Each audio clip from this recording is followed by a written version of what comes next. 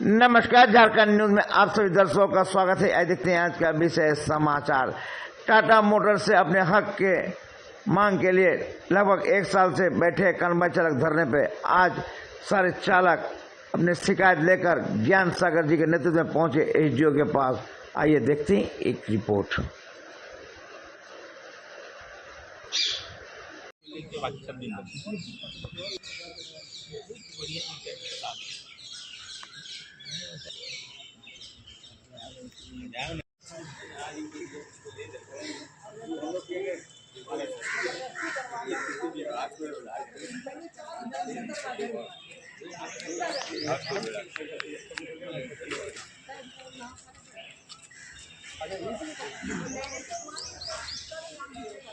आंदोलन इस बात को बताता है कि किसी का अधिकार छीन लिया जाए तो उसके लिए अगर संघर्ष आप नहीं कीजिएगा तो फिर आपका आज़ादी भी छीन जाएगी। और आज हम लोग 2024 एक मास से जो धरने पर बैठे हैं, इस संदर्भ में जितने भी कागजात हम लोग के हैं वो सब कानूनन कागजात हम लोग के पक्ष में है। और इसके पूर्व माननीय हमारे पारुल मैडम जो एसडीओ थी, उन्होंने छापा मारा था और आदेश दिया था टाटा मोटर को, और टाटा मोटर उनसे इतना भयभीत हुआ कि उसने कहा था कि मैं 3 महीना में चालकों का इंश्योरेंस कर दूंगा और जो यूनियन अवैध चल रही है उसका कार्यालय बंद कर दूंगा, ड्राइवर का जो अति कुशल का रेट है मैं उसको दे दूंगा, जहां तक पेमेंट का बात है उनको बैंक में कर दूंगा। और मैडम का ट्रांसफर हो गया। अब इसकी जवाबदेही माननीय हमारे जो मैडम आई हुए है, जो मैडम शताब्दी मुजुमदार जी, इनके हाथ में आया। इन्होंने डीएलसी कार्यालय के श्रम अधीक्षक अविनाश ठाकुर को जिम्मेवारी दिया।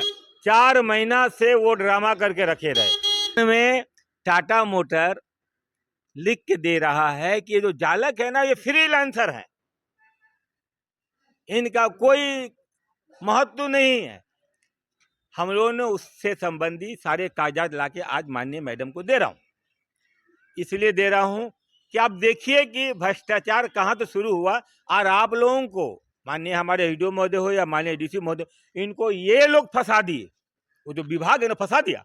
उसने ऑर्डर किया कि इनका बोनस दो, उसने ऑर्डर किया कि इनका बैंक पेमेंट करो, उसने ऑर्डर किया कि निबंधन जो रद्द है कार्यालय सील करो, लेकिन करेगा वो नहीं, खाली कागज में कर दिया। और अति कुशल का रेट उसने लिख के दिया यहाँ के एमवीआई को कि चालक अति कुशल में आते हैं कि नहीं। जब इन्होंने लिख के दिया कि अति कुशल में आते हो तो ये बोले कि नहीं, अब हम नहीं मानते इसको, जबकि उसकी जवाबदेही था जो आदेश आया उसको टाटा मोटर को लिख के देना था कि इनका पैसा दिया जाए। टाटा मोटर नहीं मानता तो आगे कार्रवाई होती। उसने क्या किया कि नहीं, अब हम नहीं मानते हैं, मतलब ये श्रम अधीक्षक नहीं मानते, उसने झारखंड सरकार को लेटर लिख दिया। अब वहां से लेटर आएगा ना तो प्रधानमंत्री को लिख देगा। या खेल या विभाग का ही भैया मेरे। लेकिन हम लोग ये सारी बात की जानकारी माननीय मैडम को दे रहा हूं और उनसे निवेदन कर रहा हूं कि ये हम लोग का हक अधिकार की लड़ाई जो है ना, कानूनन हम पर निर्धारित जो सरकार है जो हमको दे रही है उसको लागू करवाइए, कार्रवाई कीजिए। और अगर आप कार्रवाई नहीं कीजिएगा तो हम विवश हैं। जब हमको न्याय नहीं मिले तो हम उच्च न्यायालय के दरवाजे खटखटाएंगे, और जब वहाँ उच्च दरवाजा खटखटाएंगे तो जितने जिम्मेवार अधिकारी है उनको जाना पड़ेगा, कि जवाब देना पड़ेगा। तो आज उसी को लेके हम लोग आज यहाँ पर आए हैं। उनको दे रहा हूँ लेटर और उनको बोल रहा हूँ कि आपको जो करना है कीजिए, लेकिन जल्द से जल्द कार्रवाई कीजिए श्रम अधीक्षक के पास। यही बात। देखिए, न्याय के लिए तो आदमी लोग जो है ना प्रधानमंत्री से लड़ जाते हैं। ये तो सरकारी अधिकारी है ना, इनकी जवाबदेही है कि हम लोगों के साथ अगर अन्याय हो रहा तो उनका साथ उनका रास्ता निकाले, जो अन्याय करे उसको कार्रवाई करे। अगर ये सोच के वो टाटा मोटर है हम नहीं करेंगे तो भैया ये कानून का मजाक हम नहीं उड़ा रहे हैं, फिर तो इनके माध्यम से उड़ेगा। तो इसके लिए तो न्यायालय का दरवाजा है ही है। आज तक क्या बड़े बड़े अधिकारी पर केस नहीं हुआ है, तो हम न्यायालय का दरवाजा खटखटाएंगे। उस समय मेरी जवाबदेही नहीं होगी। मैं आपके माध्यम से ये बात उन तक ही पहुंचाना चाहता हूं। ठीक है, इसी बात को रखना है। ठीक।